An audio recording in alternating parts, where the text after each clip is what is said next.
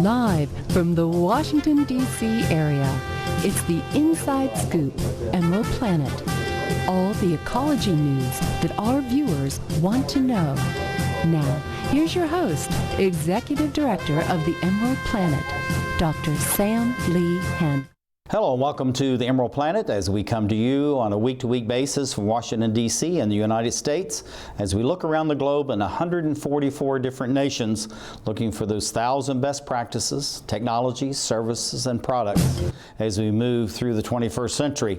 And as we go to a planet of 9 billion people by 2050, how we're going to be able to provide the basic infrastructure, all the needs that they have.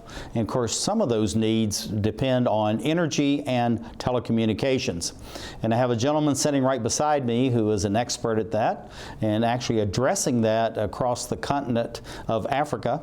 And that's a very big market you have out there. This is Paul Delkaso. He's the CEO of Artilium Africa and Tritente Global Energy Group. Also, we need to add in there telecommunications too, and this name. He's from Alexandria in Virginia. And Paul, welcome to the Emerald Planet TV. Welcome. Thank you very much. Thank you very much. I'm glad to have you here. This is really exciting, the work that you're doing, and specifically since Africa is really on the move now and advancing. You know, there's some countries that are still, you know, in conflict and mired in, you know, less than stellar types of activities, but most of the continent of Africa, the 54 nations, are really moving forward. So tell us a little bit about your company first, and then we're going to get into this focus on Africa. By the way, thank you very much for inviting us. This is an excellent opportunity for us. Our company, Tritente Global Energy Group and TriStar Group, and we are also partnering with Artilium NV from Belgium. We created a telecom company called Artilium Africa. We currently have several energy projects in Africa, about $6 billion projects. One in Ethiopia, we signed a contract with them for $3.6 billion, and then we're doing some transmission line in Kenya as well. That's absolutely fantastic, and those are in U.S. dollars, so that's real money that you're talking about there, Paul. And looking at Artilium Africa, tell us a little bit about why you're getting involved there and the telecommunications aspects of this, and then how do you tie in the energy and telecom together, which really is how you have to do it on the African continent. That is correct. As you know, mainly I want to talk about some of the African continent that has the fastest growing economy in the world. 7 out of 10, the fastest growing economies in Africa. And that's amazing that most people would not think that. And the people are just kind of sitting back and Africa is just moving. Exactly, and most people especially understand is Africa is one country, but there are 54 nations. That's what's incredible about the whole nations thing. That we have to follow and work. So what we do is technically is on a telecom part of it, since we're doing energy is the core factor so that you can facilitate the telecom industry. So we merge both together, and currently we are working in several African countries to expand the telecom industry as well. As you know, there are 1.2 billion Africans currently, and they have a 9/10 of probably 7% growth every day. If that was in Washington or in the US, with that growth, technically we have to create a size of Phoenix, Arizona, or Denver, Colorado in general that they could be able to service. But Africa is not moving at all. So what we're trying to put is envision the concept that we have on the telecom industry and the energy industry and put together and to make Africa our goal for several markets that we want. That's absolutely fantastic. I want to go back. You talked about these numbers, over $6 billion US dollars being invested between Ethiopia and Kenya. And looking at the size and the scale, what actually types of technologies are you putting in on the energy side, and how is that addressing a very specific need in each of these two countries? First of all, on the Ethiopia part, we're putting 1,200 megawatts with our partner data group, which is the And that equates to how many households, if we can? Oh, 1,200 megawatt. Let me give you an example. Ethiopia, probably 20 years ago, they have only 150 megawatt power-wise. Currently, they are growing up to 4,000. Technically, the population is growing up to 100 million in a few months or so.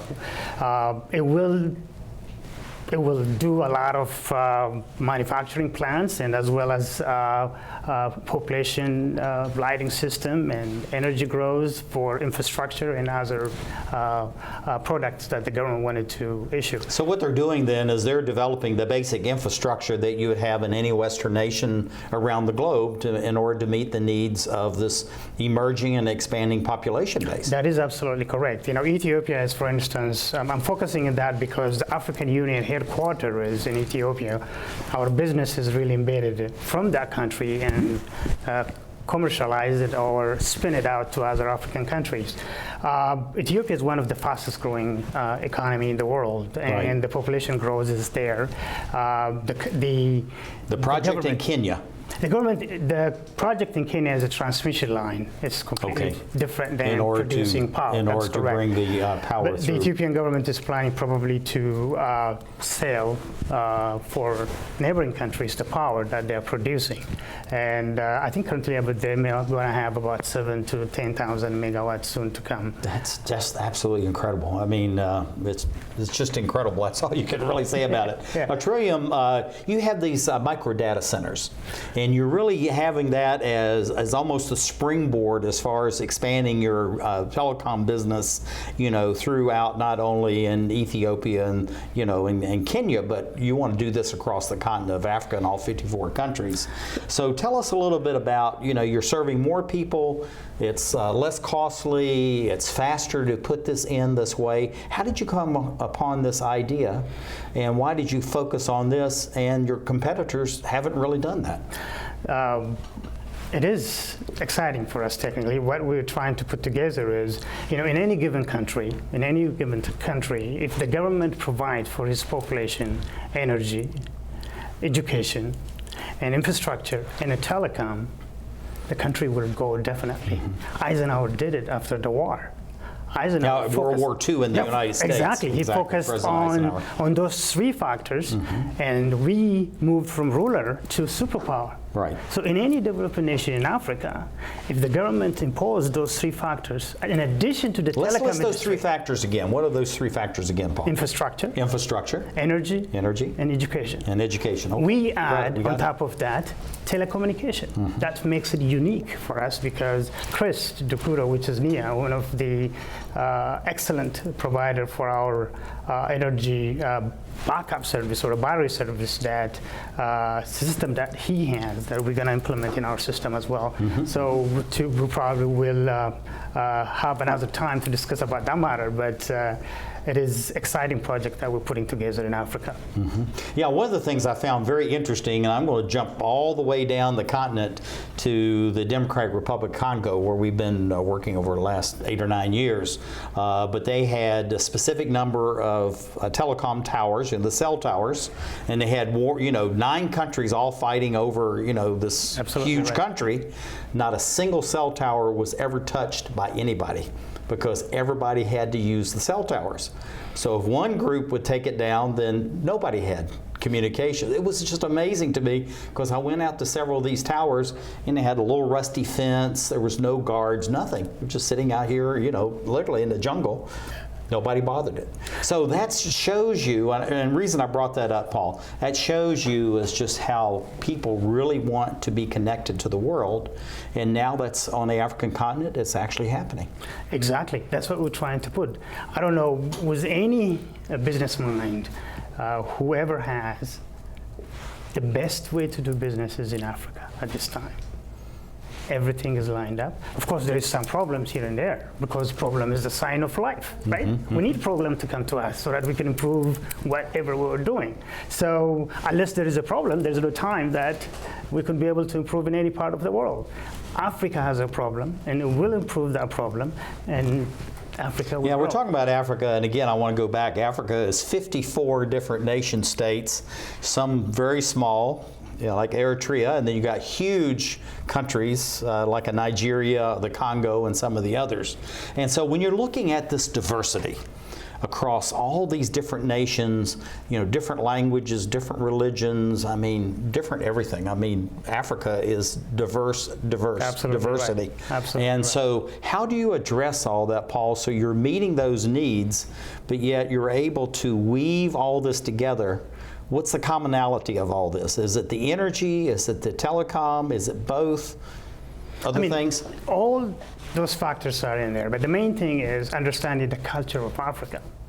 I'm originally from Ethiopia, as I say. Mm-hmm. I know the culture. I know how the system is being implemented. As a diaspora, I have to go back and implement the concept that we are in. You cannot put the American system or European system that you have here, impose it in Africa in order to have. It needs to be adapted exactly. to the culture. That's the core factor. That's why Right. many countries or many businesses, they go to Africa and they fall apart. The reason why there is no communication. Mm-hmm. The core factor is knowing the culture, knowing the communication, which each individual, or the landowner and farmer and the government procedures Right. and so on. Well, having lived, worked, and traveled in 89 countries, I found actually very early on it was much more important to concentrate on the culture, the cultural imperative, the history, than just to study language. Because there's a lot of people who were studying languages, they were great in the language, they had no idea where they were and how to deal with the people locally. So looking at this diversity, we're just about out of time. What would be to the diaspora? What's your message to them in about 30 seconds? And then I got one last question for you. That's very, 30 seconds is a little bit short. You can do it. However, any diaspora or any institution that's willing to go to Africa to invest, they must understand the culture and the system. Mm-hmm. That is the key concept that we need to embed in their system. African countries are ready, and most of the country leaders that I met, ready to bring the diaspora and the foreign investors in Africa. And ECS, which is export credit agencies that we have all over the world, and about 85 of them, including US Exim Bank, has to participate in order to help Africa. And they need to be proactive in all this. This is the one thing I think, Paul, that you and I, if we were sitting and talking about this over a nice Ethiopian coffee, is that the government must be proactive and not reactive. That is correct. And all governments. All the governments has to do that. We're running out of time. The last question, of course, where do you see your organization being in the next 5, 10, 15 years? And we got to be quick. I'm going to make it very quick. Our old projects that we have or we're trying to implement in Africa are not project-based. Most of them are program-based. In other words, we bring programs to the country that will sustain them for 50 to 100 years. Fantastic. This is a unique program that we put together. Fantastic. This is Paul Delkaso. He's the CEO of Artilium Africa, Tritente, Global Energy Group. It's great, the Emerald Planet.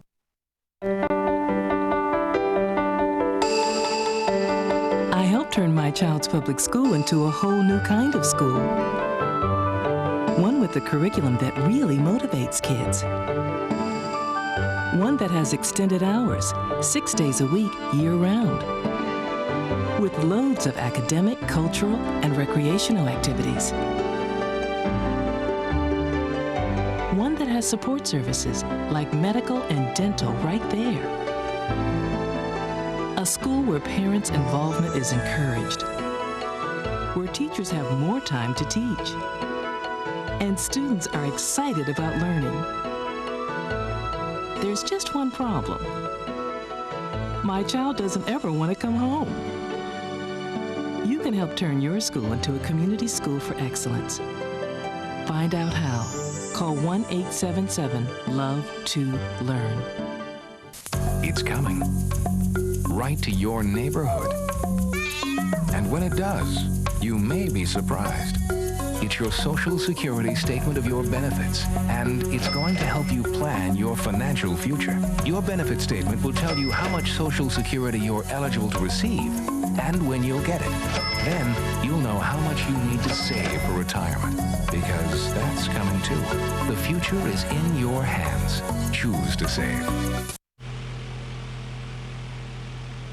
The toxic fumes from this meth lab are seeping into Jamie's sinus cavity. Ammonia vapors invade her throat. Toxic gases fill her lungs. Jamie's body is deteriorating. And she doesn't even know it. Jamie, dinner. So, who has the drug problem now? Find out how meth affects you at drugfree.org/.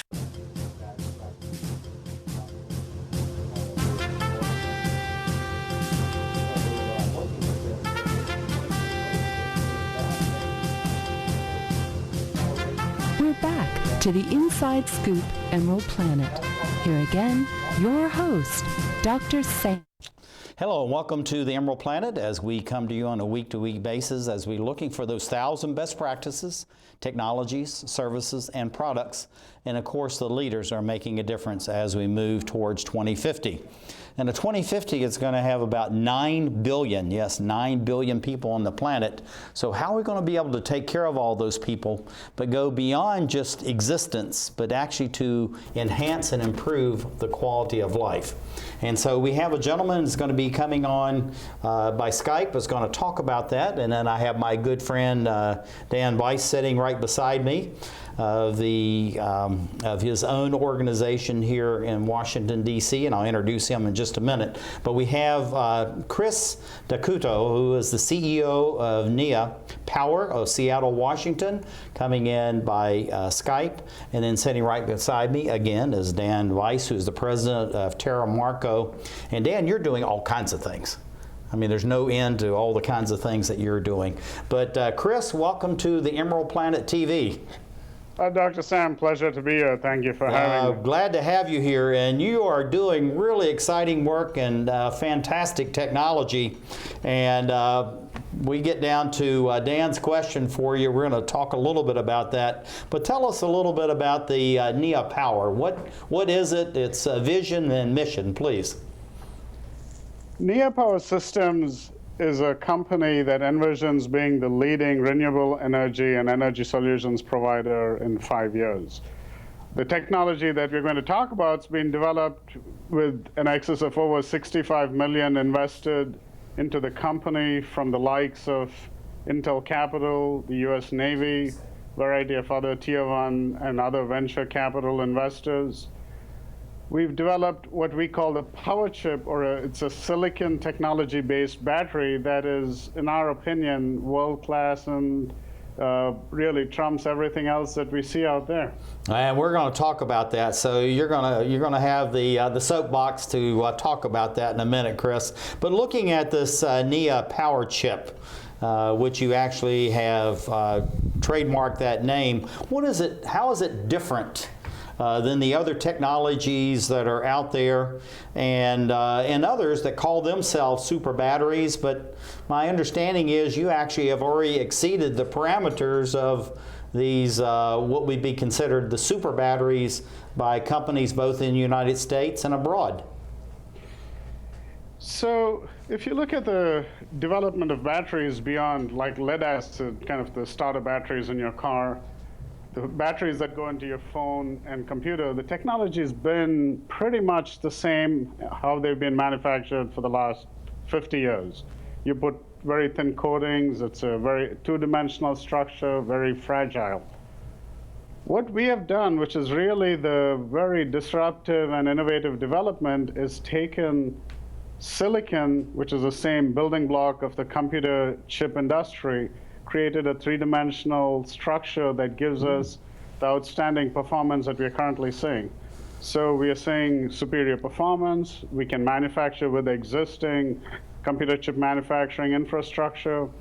And thirdly, our ability to scale to produce large volumes is really dependent on how much computer chip manufacturing infrastructure is out there. And we all know that that is pretty widespread.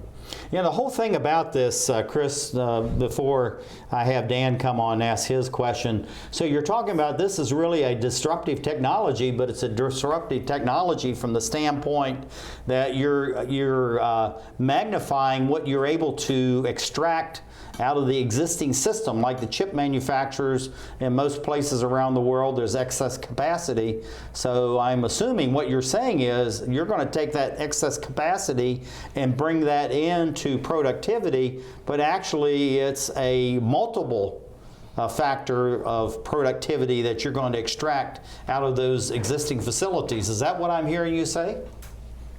That is exactly what I'm really pleased to share with you.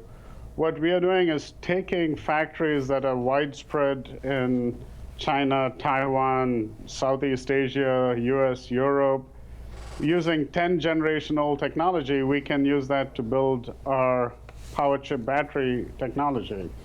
We've now demonstrated it. We are in discussion with some of the large chip manufacturers to potentially co-locate and manufacture batteries at their facilities. So it's a very exciting time for us. Oh my goodness, I think that's exciting for everyone, Chris. So thank you for being here and share this. And it seems like we're doing okay. So Dan, why don't you ask your question?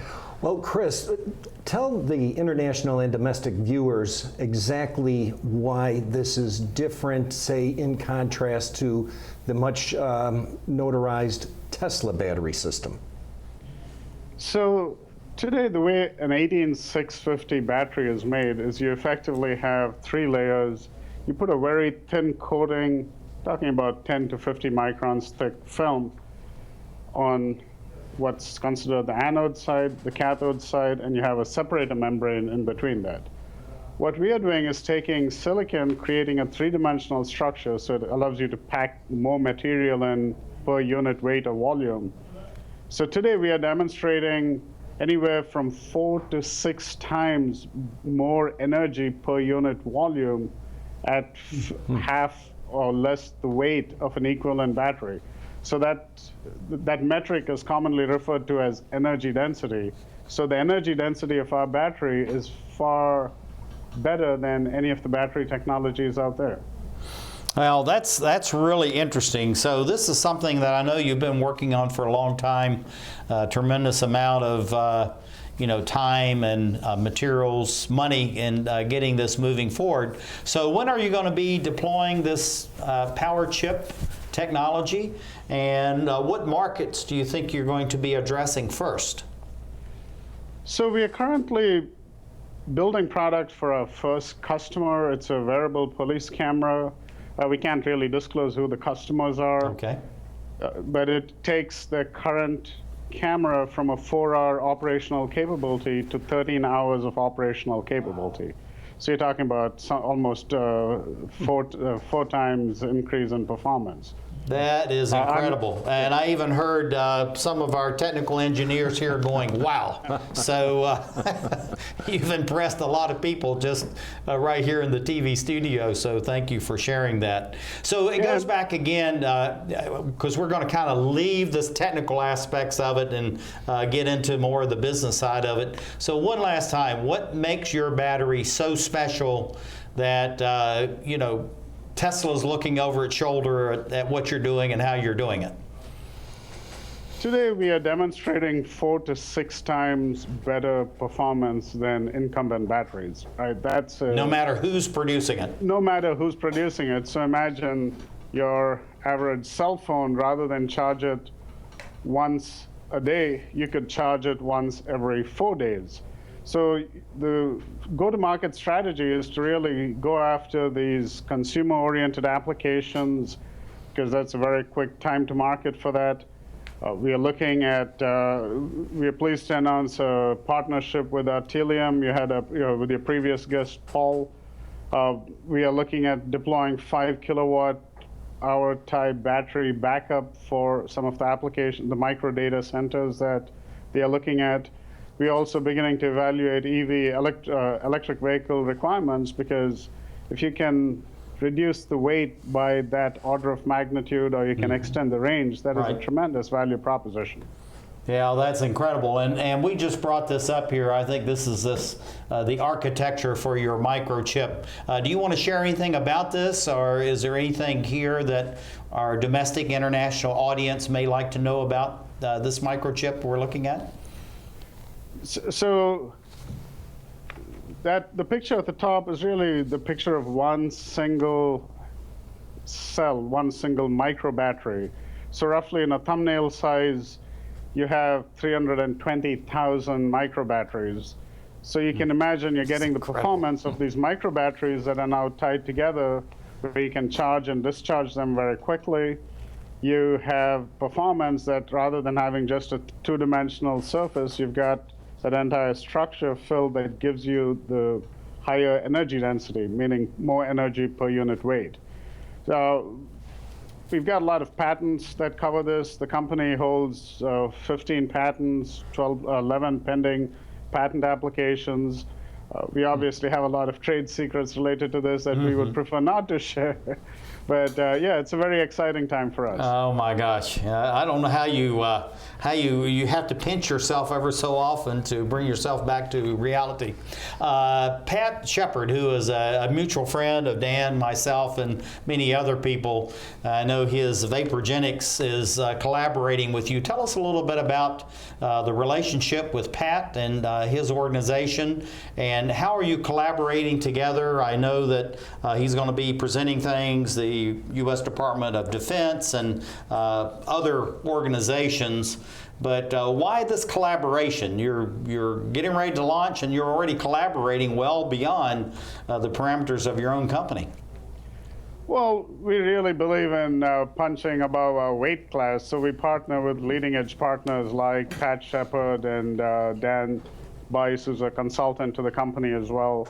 So in Pat's specific case, we are leveraging a lot of relationships that he has into the defense side of the business to showcase the NEAH technology for, dismounted soldier applications, naval applications, just across the entire military and commercial spectrum. Our initial focus is on consumer devices, so it's a very natural complement to what we are doing. That's fantastic. Just ask him just a general question. General question? Yeah. Well, my question was, why are you working with our friend Paul over in Africa? Because my understanding... No, Paul who? Oh, I'm sorry, Paul Delkaso was on the show just before this segment, but you're over in Africa working on very small scale and very large scale. Could you just explain, because I think it's got a lot of applicability around the world. And you've got about 15 seconds to do that, because I got one last question, so you got to be quick. Sure. The smaller applications are low-hanging fruit for consumer devices, but the market, there's about 2 billion devices sold on the cell phone side.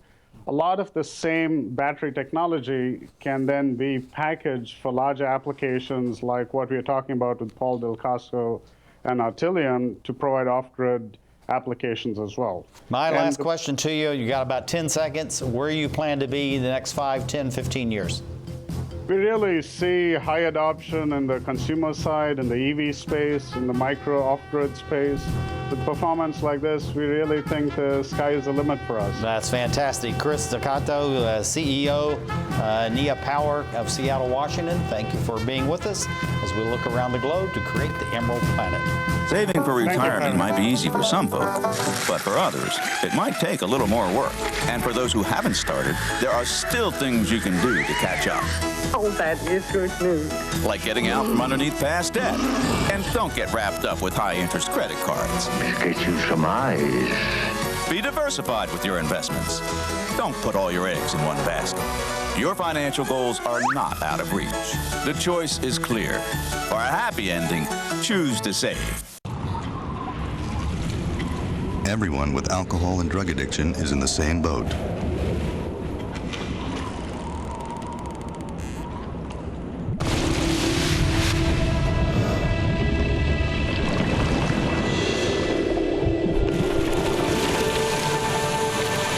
With treatment, you can find solid ground. For drug and alcohol information and treatment referral for you or someone you know, call 1-800-662-HELP.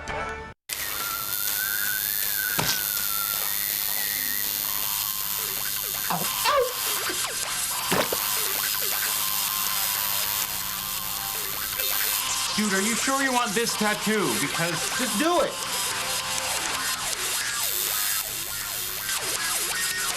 Some mistakes in life are permanent, like hearing loss. To learn how to protect your hearing, visit ASHA.org. You've probably heard about heart disease, but did you know that it's the #1 killer of women nationwide? Heart disease claims more lives each year than breast cancer, lung cancer, or strokes combined. But there are steps you can take to protect yourself against it. For more information on how you can prevent heart disease, contact your local American Heart Association or visit their website at www.americanheart.org.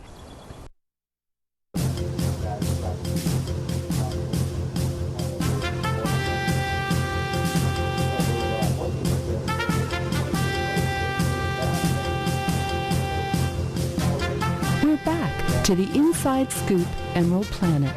Here again, your host, Dr. Sam. Hello and welcome, and glad you're with us on the Emerald Planet TV as we come to you looking around the globe in 144 different nations. And we look at these different nations on all the continents, even in the continent of Antarctica, because we're searching really for what we call the best of the best technologies, and also the people, the processes, and the products that are going to make a difference as we move through the 21st century. And it takes all of this to deal with a planet that's going to go from 7 billion to 9 billion people, and possibly by the end of the century we may have 12 to 13 billion people. So what we do with all these people at the same time is how do we enhance and expand the quality of life for each of them is what's critically important. And we have two gentlemen that are coming on together that are going to be working on this. One is Theo Shalgan, and the other is Jim Rickson. And I think Jim is going to be coming into us by Skype, and he's here right now. Theo may be joining us in a few minutes. And this is the Orbitron Dialysis for Lubricants. Quite a long name. This is from Minneapolis, Minnesota. And Jim, you're here with us? I am, Sam. Thank you. Welcome. Glad to have you here. And sitting right beside me is the special guest, Dan Weiss, who is the president of Telmarco, and he's going to be here with us throughout the time. And it sounds like maybe Theo, are you here now? Theo's still not here. Anyway, Jim, welcome to the Emerald Planet TV. Thank you, sir. Appreciate you having us very much. Glad to have you with us. Tell us, Orbitron, what is the company, a little bit about it, maybe the vision and mission, and then we'll get into this whole thing about this dialysis for lubricants. I'm intrigued by the name of what you're going by with your company and also the process. Certainly, Sam. Thank you so much. And Dan, hello. Good to see you. The Orbitron company has developed a patent and a unique, innovative technology that purifies lubricant fluids in a variety of industrial systems. Think of a system as dialysis for lubricants. The Orbitron, which is about the size of a small refrigerator, hooks up to a kidney loop for any one of a number of mechanical apparatuses that use lubricants.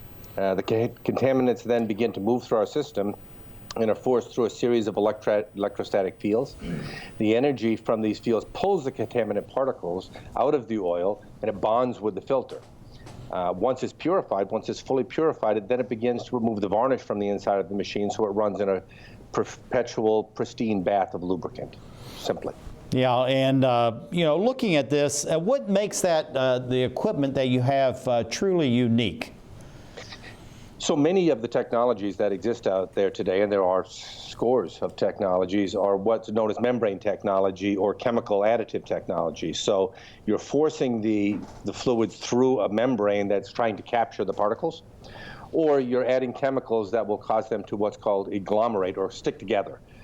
So they make bigger particles that are easier to catch in a filter. The problem with that is that you have to force it through a membrane, and that membrane ultimately gets clogged up, as in any filter, and so you have to perpetually change those. In addition, the electrostatic process takes it to the molecular level. So instead of cleaning, visual particles, if you will, from the oil, it takes it down to the molecular level of cleaning. The oil is literally cleaner than when it was new. Oh, and that's really incredible. Now, tell us about the environmental as well as the economic benefits of this equipment that you have, because I think this is called the Orbitron 3000. Is that correct? That's correct, sir. So again, its field of application is wide. It can be cargo ships moving through the ocean, military vessels. It can be power plants. It can be molding machines, injection molding machines, automobile manufacturing, anything where hydraulic fluids are used in a robotic type of situation or with turbines. So the field of use are really endless. You don't change the oil again. So when you change the oil on a large cargo vessel, it costs, let's say, $143,000. $143,000 US dollars to change the oil in a cargo vessel? To purchase the oil, to change it, not to do the physical change, the physical purchase of the oil. Our machine costs less than that. So one time, one change of the oil, and you're in the black. That's absolutely incredible. Now, looking at the extended life of these fluids that you're actually doing the filtration on, and we have this very large submarine here, and I'll let you talk about how it would be applicable to that. But how does this actually extend the life cycle of these fluids going through the Orbitron 3000? So one of the misnomers, or that has been falsely proposed in the universe out there, if you will, is that the oils break down. They don't actually break down. What happens is that contaminants that impregnate the oil, if you will, little chips of metal and whatnot that come off of the inner workings of the machine, get suspended in the oil, and when the oil gets dirty enough, it can't hold them any longer, and they start to drop out and they stick to the sides of, be it a turbine, as you're looking at now, or the inside of the turbine that drives that nuclear submarine that you were just looking at. By perpetually removing those from the oil never breaks down. It never gets dirty. So it remains pristine constantly. Think of your car. You have to change the oil every 3,000 miles. Well, at 2,999 miles, that oil is very dirty. And then you change it with clean oil. With our technology, it never gets dirty. So once you put in this, whatever that fluid is in whatever this mechanical feature, then that can just stay there in perpetuity? Using your Yes, sir. It operates 24/7. It has a data uplink so that it can feed data via a satellite back down to a central control, so people know what their vessel is looking like. If you have a cargo ship in the middle of the Indian Ocean, the last thing you want is a malfunction out there. So with this, you can perpetually monitor the quality of those fluids and what's happening in that turbine 24/7. That is absolutely incredible. Dan, your question. Jim, I understand that you purchased this technology that was operating on a limited basis or literally around the world. What have you done to improve it, and what can we expect? Sure. We did a number of things, Dan. And we've updated the software system and made it a multi-field Windows type of application, if you will, so that you can scroll down and dive deeper into the workings of the operation, so you can set various parameters. What we've determined is that a number of our customers are not one size fits all. So in other words, they need some customization, be it a power plant that's working on a GE turbine or a power plant that's working on a Mitsubishi turbine. Each might have separate requirements, and so we need to be more detailed about that. Also, the data uplink via the satellite that can provide this information on a continuous stream basis wasn't heretofore available. Now, looking at this, so what you're doing then, if I understand all of this, Jim, is that you're making whatever this machine and whatever equipment's operating on, whether it's like this panorama that we're looking at here, nuclear submarine, wind turbines, whatever it is, they really become the center of the universe for this system. And then whoever is caring for that system, they know 24/7, 365 exactly all the parameters of that. Is that what you're doing through this satellite uplink and or, I would assume, internet transmission? Yes, sir. And the great thing is they don't have to go out to the system and look at it. So we worked with Dan, and via Dan through a gentleman by the name of Pat Sheppard, introducing this to the military. So there are a number of applications within both the Navy and the Air Force and the Marines and the Army where they have different types of remote power generation in field operations or equipment operations that run on turbines, much like a power plant does today. Each one of those, especially in a desert environment, for instance, is going to be subject to mechanical breakdown as a result of the infestation of fine particulate matter. This is taken out by our system as well. Yeah, having been in I've been in 89 countries, 60 of those are very hot, some of them quite dusty places, and it just absolutely chews up engines when you have it there, and transmissions, anything is mechanical. I mean, it just goes right through them. So this is fantastic to hear about that. Well, you know, at Emerald Planet, we work in with about 144 different nations, about 50,000 communities, plus or minus a few. And also we're looking for those 1,000 best practices. So what are the environmental benefits of the Orbitron 3000 that is endemic to your own equipment, but may be enhanced and beyond whatever the competition may be out there? Here's the beauty of it, and it's incredibly simple. So for every a gallon that we clean is a gallon or a barrel that you don't buy, that doesn't come out of the ground. In addition, it's a barrel that doesn't need to be disposed of. And this is considered a hazardous waste when it comes out of the power plant or the nuclear sub or whatever. It has to be destroyed as if it were a hazardous waste. Well, you don't have to do that. So it's green on the front end, it's green on the back end. So very simple proposition. Yeah, and the whole thing about this too, I'm amazed you talk about this. You put in the original fluid, whatever that is, and if that machine runs for 10 years, it's still running on that original fluid. Yes, sir. That's an incredible claim. Thank you. We're pretty excited about it as well. And there's a number of power plants out there in the world. When you think about it, if they're municipally owned or if they're owned by a private entity, you have different operating parameters. So the deferred maintenance may look like higher profitability on the front end, but the dirtier the machine gets, the less efficient it operates. Eventually it breaks down, you have catastrophic failure. Well, the whole thing about that too is the longevity of the equipment, but also the maintenance. And that's where you really are just, eating up money is the long-term maintenance on this equipment. And of course, every time, some grit goes through that machine, it's actually grinding down, the valves, whatever it is, the internal workings of that machine. And that's not really good for it. Dan, why don't you ask your last question? We're about running out of time, so you got to be quick. Jim, you mentioned Pat Sheppard of Vaporgenics. Can you just elaborate on how he's helping you, and especially this week? Yeah, Pat's a great guy, and he's literally in Hawaii right now with, I believe, the largest accumulation of military personnel and theaters of operation operators or commanders, if you will, in the world. So tomorrow he'll be sitting down with various chiefs of staff and operational people, speaking about the Orbitron and how it can be introduced into various military applications. So tomorrow's a big day for us. We're excited. Well, the whole thing about the military, this is something people don't realize, is that it's actually the largest humanitarian organization on the planet, bar none, and also it's the one most proactive organization going after environmental quality and environmental protection, because it has to do that to protect its budget. So looking at where you are in Orbitron, we got about 15 seconds where you see yourself in the next 5, 10, 15 years. And we got to be quick. I will, sir. The more things we look at, the more our customers are coming to us with unique solutions, mining companies in Canada that have to drive over the price to bring lubricants. No, that's absolutely incredible. This is Jim Rickson. He is a co-founder of Orbitron Dialysis for Lubricants. Dan Bice is sitting right beside me.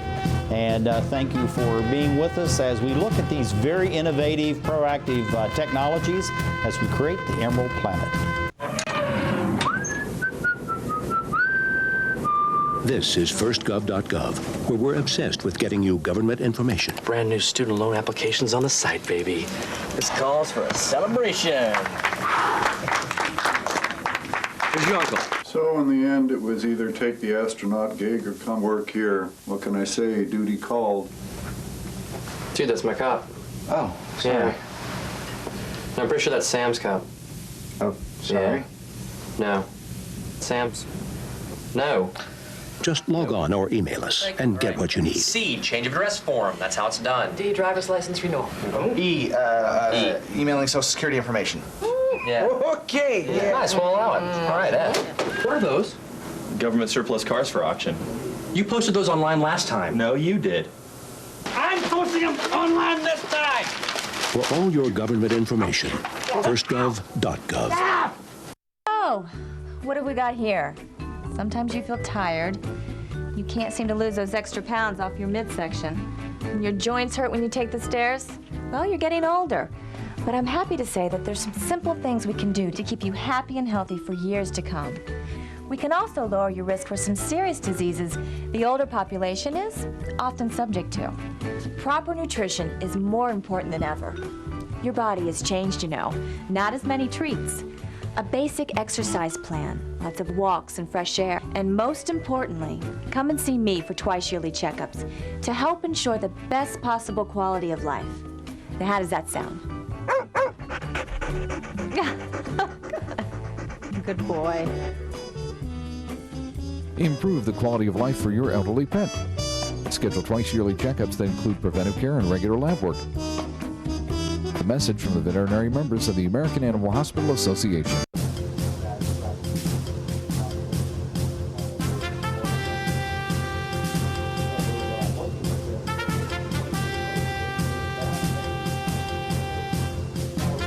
We're back to the Inside Scoop Emerald Planet. Here again, your host, Dr. Sam. Hello and welcome back to the Emerald Planet. Thank you for being with us on a week-to-week basis. I'm Dr. Sam Hancock, President, Executive Director of Emerald Planet and Emerald Planet TV. We come to you looking at 144 different nations, 1,000 best practices, and actually we have many more than that, but any more than that, people are not going to believe it anyway. So we have 1,000 best practices that we're looking for across these 144 different nations in ways that we're going to bring about actually increased and enhanced quality of life for the 9 billion people to be on the planet by 2050. And I have sitting right beside me Dan Bice, who is the president of Terra Marco, longtime friend and just a good buddy. But we have another good friend and longtime acquaintance, Pat Sheppard, who is the president of Vaporgenics out of Tampa, Florida. And Pat, welcome to the Emerald Planet TV. Thank you, Dr. Sam. Pleasure to see you and Dan. Well, it's always good to have you. I love your energy and the young guy that you are. You put Dan and I to shame all the time. We just can't keep up with your dust even, so you're always out in front of us. Anyway, you're Pat, entertaining me. not at all. You got more energy than about 7 people. But Pat, tell us a little bit about this Vaporgenics. And we don't have your images up here. I apologize for that. But this is really a very special technology in dealing with air conditioning and other kinds of advanced things. And I'm going to use that very broadly, that are needed across the African continent, Southeast Asia, Latin America, all these different places. So tell us a little bit about Vaporgenics, and then we'll get into your focus and what you're doing with that. Absolutely, Dr. Sam, I appreciate it.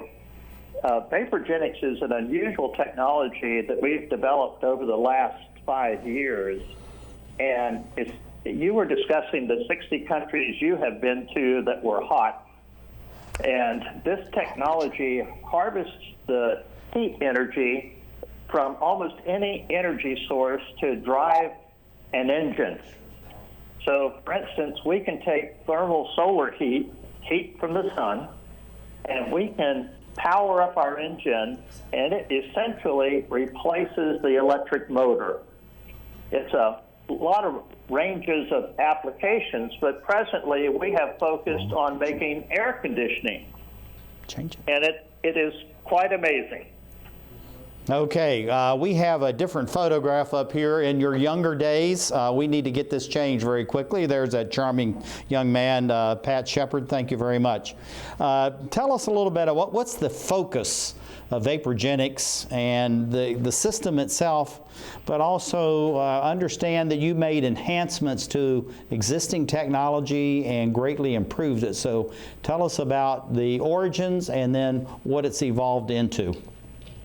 Let's start with the simplicity of the origins. The vapor system originates similar to a organic Rankine cycle, which is a steam engine, and we combine that with a Stirling linear piston cycle, and we developed the technology and got it patented so that these systems operate at a very low temperature.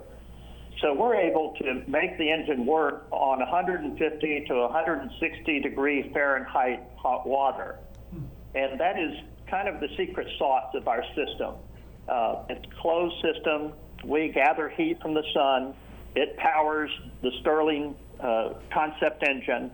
And from that, we drive an air conditioning compressor to provide air conditioning for your home or for your office. And the unique thing is, if we're gathering solar heat, that's free. But we also can use other forms of waste energy to make air conditioning for cars or trucks, buildings, using heat from parking lots, using heat from a truck engine. It's quite unique, but it's a 100-year-old new application of existing combined technologies with space-age materials. No, that's absolutely incredible. Now, let's compare that, and then Dan has a zinging question for you here in a minute. But going back to how the other engines would operate at what temperature, since yours is operating at a much less temperature, what are they operating at? And then what are the environmental impacts of your equipment versus the others that are in the marketplace? There are no systems like ours in the marketplace today. The most engines are electric compressors. Those compressors on a 3-ton air conditioning system, they would be consuming about 3,500 watts of power to run that air conditioner. Our 3-ton air conditioning system would work on 700 watts. And that power can be gathered from photovoltaic collectors, and we can run this system completely off-grid or on-grid. That's very unique when you have an area that you would like to have air conditioning, but you don't have a power grid to supply it. So to be able to compare us, the only comparison we would have would be to existing super high efficiency mini-split air conditioning systems, Trane, Mitsubishi, and they would be the very best SEER, which is a seasonal, which is the expression of the efficiency of an air conditioner. They might be a SEER 28 versus our system comes in at about a SEER 45 to 55. So that'll give you an idea of how unique this technology is. Yeah, and looking at Energy Star, which I am a certified energy rater through Energy Star, but also looking at the LEED design system, people would be getting all kinds of additional bonus points towards their certification by using your system then, because you're more than double than any other air conditioning system in the market. Yes, when it comes to air conditioning, if we get an increase of 5 to 10%, it's a great leap forward in technology, and that's why we're on the cutting edge of a whole new concept of making air conditioning. Now, and that's incredible, because if you look at the emerging markets of the 54 nations on the African continent as an example, across the South Pacific, Southeast Asia, Latin America, one of the impediments there, of course, is the fact is that energy is so expensive or non-existent that you just really can't develop and evolve, just like what happened in the American South when air conditioning came in. All of a sudden, industry and retail, everything just blossomed because of air conditioning, because you can control the temperatures around you. You are spot on with that. Good observation, Dr. Sam. No, anyway, I just think this is just incredible. It's good to know about. There'll be a lot of interest even in Europe, where now they want you, if you're going to get an air conditioning unit, they want you to be able to power it off grid, not on the grid. That's one of the demands through the European Union. So it's incredible what you're doing. Dan, your question. Well, and that's a great segue, Pat. Tell us how this technology can benefit humankind on a global basis. Boy, that's a giant question, Dan. on a global basis, let's break it down into simpler terms. To have power, we burn oil and we burn coal. When you're burning oil and coal, you're also causing global warming, and you're also causing a dramatic carbon footprint. If you were to take 1,000 air conditioners and replace them with a Vaporgenics air conditioning system, you would cut the energy needs by 80%. Now, you want to, Pat? You go ahead and announce that again. We would be able to reduce our dependence on fossil fuels by cutting our systems by 80%. That's incredible. That's an incredible claim. And that really goes to, and I think this is the heart of what Dan's question was, that really what you're doing is you're helping to reduce greatly or maybe even eliminate some of the greenhouse gas emissions while you're reducing the energy cost to the users. So this then would be considered a disruptive technology. Would you agree to that, Pat? Yes, I agree with that, Dr. Sam. Now, looking at this and moving forward, in essence, you're taking hot air to fuel your AC. And of course, Dan and I are in Washington, D.C., and you know we have extreme amounts of hot air, coming out of this place. So looking at that, how can you then address across all these different climatic zones, but particularly the tropical belt, where you have these very hot temperatures, and at the same time you have emerging market nations wanting to come in and to have the same quality of life, existence, and material comfort that you have in Northern Europe, North America, Australia, New Zealand, places like that? We have broad applications into many of those markets, and we hope to have this product and the technology developed for commercialization within the next 18 to 24 months and be available in all of those markets. To be able to have the comfort in your life to study, to work, to have a better living environment and do it off-grid and have cooling, because the more heat there is, the better the Vaporgenics system operates. So I wasn't being facetious when I said there's a lot of hot air in Washington, D.C. that could be useful for your equipment. Of course, you come up here quite often yourself, so you know about that. I think you have another question, Dan. Yeah, Pat, you just mentioned about 18 to 24 months. How can our listeners get involved, and when can they get involved?